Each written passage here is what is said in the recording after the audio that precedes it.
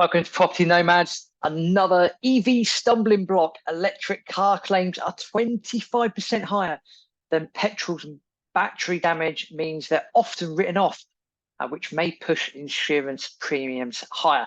As you can tell from the sound of my voice, I am relishing doing this because this is absolutely fantastic and helps our cause about fighting against all this nonsense to do with climate change and EVs and all these things moving forward. So it's a great article. This is from This Is Money.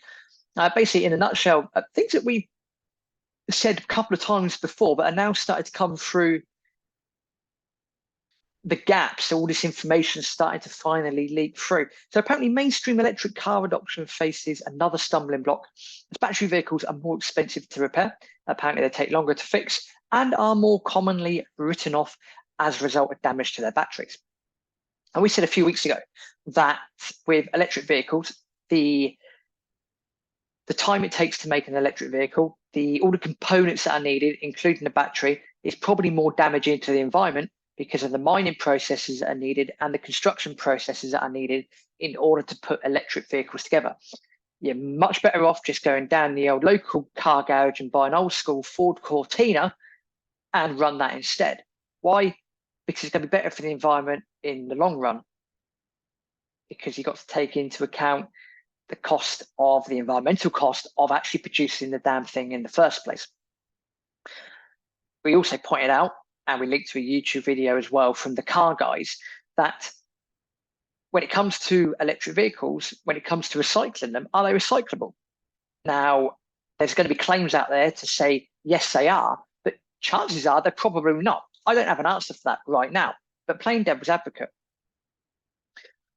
Let's go through the article. So it means that the cost to insure them will likely, electric vehicles, it will mean the cost to insure them will likely rise as more claims are made. Yet again, not surprising, because after studying environmental economics at university when it was retro back in 2009, 2010, the biggest thing we took away from that module was that it's okay having all these environmental plans and ideologies about X, Y, and Z, but what is the financial cost of such policies? And how do you fund the financial costs of these policies? And we kept going around in circles, and the answer was pretty much the same. Taxes, taxes, taxes, taxes, taxes. So in order to fund all of this stuff that's going on, it's going to come out of your pocket. Now, some people might be happy with that because they're doing good for the environment, but most people won't be. Most people are okay with ideas until it hits them where it hurts. And for a lot of people, that is in the back pocket where the old moolah is, where the cash is. Once you start being told, here is the financial cost for something, really, pardon the pun, that's when the penny drops. It's okay talking about, it's like all these Just Oil Muppets. I'll be YouTube friendly. It's like these Just Oil Muppets. Well, we've got to stop oil. Right, okay, fine. So what's the solution? Well, I don't know. Shut up then. If you don't have a solution, go away. And the solution should be nuclear, by the way. If you don't have a solution, sod off. By the way, how did you get to this sporting event? Did you take public transport? Was that public transport electric? Did you drive? What car do you drive? Do you drive petrol? Do you drive diesel? I don't know. You're coming up with all these solutions. You're coming up with all these fighting the mainstream media, fighting a narrative, but you're not coming up with solutions. You are the worst type of people in the world. Anyway, back to the actual point of the article, which is looking through costs of EVs.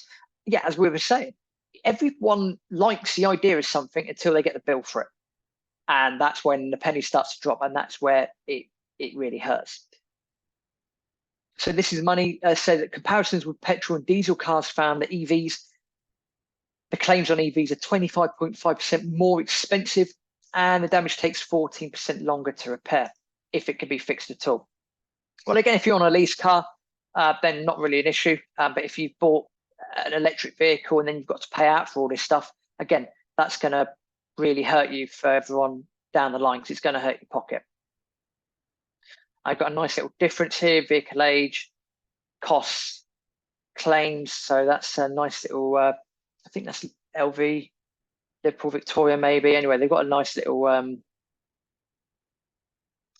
table there, as you can see, in order to support their article. And then the rest of the article just pretty much reinforces what it's already said. Got a couple of photos here of some, again, impact damage of Tesla from the Thatcher Research Group, what's just down the road. To talk about how wide the electric vehicles are as well. So, yeah, in a nutshell, what is going to happen here is that it might be on paper an okay idea to own an electric vehicle, but you have to ask yourself a couple of questions. Number one, is it environmentally better to own an electric vehicle?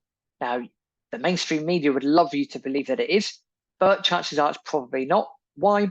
Because of the mining and construction and all the components that need to go into an electric vehicle in order to just get it onto the road. It's probably way more damaging to the environment in the first place.